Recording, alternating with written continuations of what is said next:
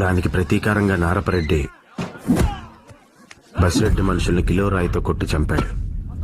ఆ కోపంతో బసిరెడ్డి నారపరెడ్డి తండ్రి తిమ్మారెడ్డిని పొడిచి చంపాడు.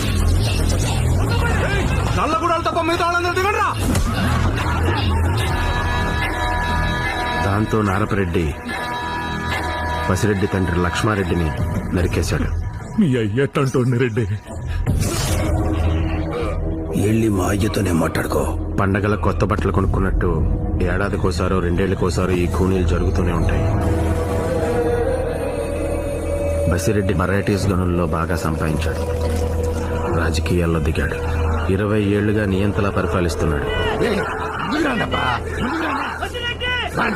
మొట్టమొదటిసారి అతనికి ఎదురు నిలబడటానికి అపోజిషన్ పార్టీకి నారపరెడ్డి ఒక్కడే కనిపించాడు. అతన్ని ఒప్పించడానికి నియోజకవర్గ ఇన్ఛార్జిని ఇంటికి పంపి